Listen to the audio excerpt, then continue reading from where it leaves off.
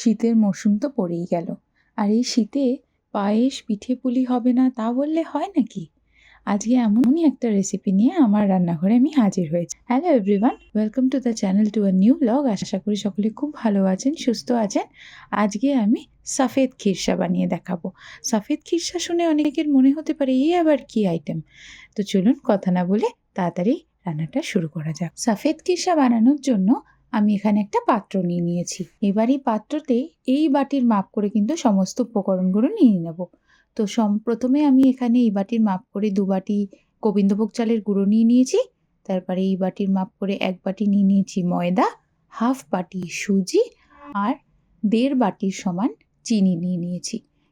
তো আমি মিশ্রণটাকে খুব ভালো করে মিশিয়ে নেব, আর কি সমস্ত ইনগ্রেডিয়েন্টসগুলোকে খুব ভালো করে মিশিয়ে নেব।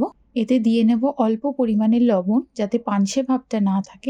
যেই বাটির মাপ করে আমি সমস্ত উপকরণগুলো নিয়ে নিয়েছিলাম, সেই বাটির মাপ করে কিন্তু 3.5 বাটি দুধ আমি এখানে নিয়ে নিয়েছি। পরিমাণটা কিন্তু খুব মাথায় রেখে করতে হবে, পরিমাণটা যেন একদম মিস না হয় কোনোভাবে। তো আমি অল্প অল্প করে দুধ দিয়ে এই মিশ্রণটাকে গুলিয়ে নেব।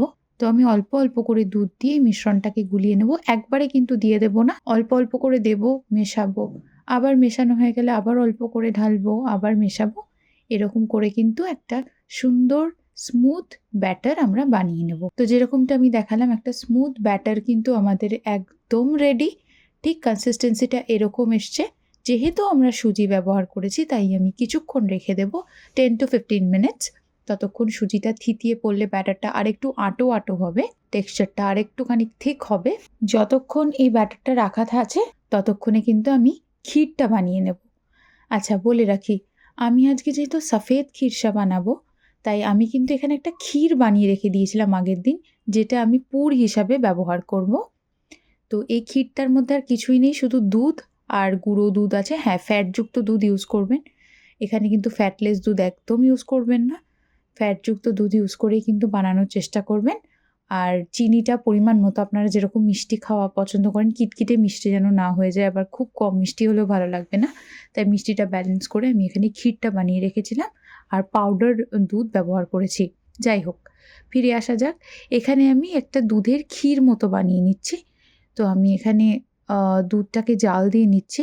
দুধটা যখন এরকমভাবে ফুটে আসবে, তখন আমি চিনি দিয়ে নেব। খুব বেশি দেব না, খুব বেশি কিটকিটে মিষ্টি গলায় লাগে। অল্প পরিমাণে চিনি দিয়ে নেব। আর যে ক্ষীরটা বানিয়ে রেখেছিলাম, সেই ক্ষীরটা এরকমভাবে যখন দেখব দুধটা ফুটে ফুটে অনেকটা শুকিয়ে এসছে, তখন কিন্তু আমি ক্ষীরটা প্রায় 2 চামচ মতো ক্ষীর আমি এখানে ব্যবহার করছি। 2 চামচ মতো ক্ষীর দিয়ে আবারও দুধটাকে খুব ভালো করে আমি ফুটিয়ে জাল দিয়ে নেব, যাতে একদম ঘন হয়ে আসে। যখন দেখবো এরকম ঠিক টেক্সচার একটা দুধের চলে এসছে, দুধটা ঘন হয়ে গেছে, তখন বুঝে যেতে হবে যে আমাদের ক্ষীরটা একদম রেডি। তাই এটা নামিয়ে আমি ঠান্ডা হতে দিয়ে দেবো। যে ব্যাটারটা আমি রেস্টে রাখতে দিয়েছিলাম, সেই ব্যাটারটা কিন্তু এতক্ষণে একদম রেডি হয়ে গেছে। এই যে কনসিস্টেন্সিটা এরকম এসছে, একদম রেডি। এইবার আমি একটা ফ্রাইং প্যান বসিয়ে নিলাম। আমি ঠিক এরকম একটা তাওয়া ইউজ করছি। আমি বেগুনের এই অংশটা দিয়ে আমি ঘিটা মাখিয়ে নেব খুব ভালো করে পুরো তাওয়াটার মধ্যে দিয়ে। প্রথমে এরকম একটা হাতার সাহায্যে মাপ করে আমি মিশ্রণটা ঢেলে নেব। ঢেলে চারিদিকে ছড়িয়ে নেব মিশ্রণ। দেখতে হবে এরকম জালি জালি হয়ে এসছে। গ্যাসটা কিন্তু এই সময় লো মিডিয়ামে রাখতে হবে। যখন দেখবো এরকম হয়ে এসছে, তখন এরকম বানানো যে ক্ষীরটা ছিল, সেই ক্ষীরসাটা আমি এর মধ্যে দিয়ে দেব। দিয়ে এরকম করে ফোল্ড করে নিতে হবে।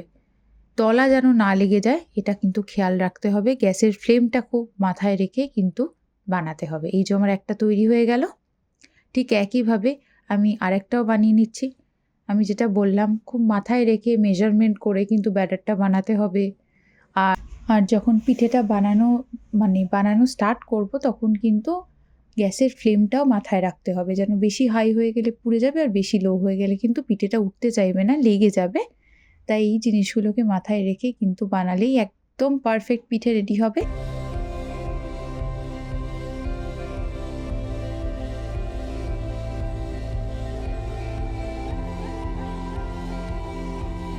আমার আরেকটাও কিন্তু রেডি হয়ে গেল। এইরকমভাবে আমার কিন্তু প্রায় সব কটা পিঠে রেডি।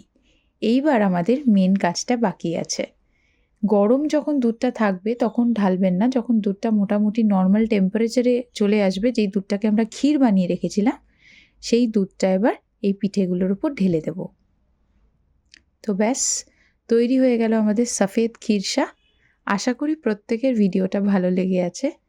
যদি সবার ভালো লেগে থাকে তাহলে প্লিজ চ্যানেলে নতুন হয়ে থাকলে চ্যানেলটা সাবস্ক্রাইব করে পাশে থাকবেন, আর বেল আইকনটা প্রেস করে দেবেন। এটা আমি বারবার বলি যে আমি কোনো ভিডিও নিয়ে আসলে প্রত্যেকেই যেন ভিডিওটা দেখতে পান। সকলেই কিন্তু খুব ভালো থাকবেন, বাড়িতে অবশ্যই রান্নাটা করে খাবেন, সবাইকে খাওয়াবেন আর প্রশংসা তো পাবেন। সবাই কিন্তু খুব ভালো থাকবেন। আসছি আবার একটা নতুন ভিডিওতে খুব তাড়াতাড়ি। Till then by.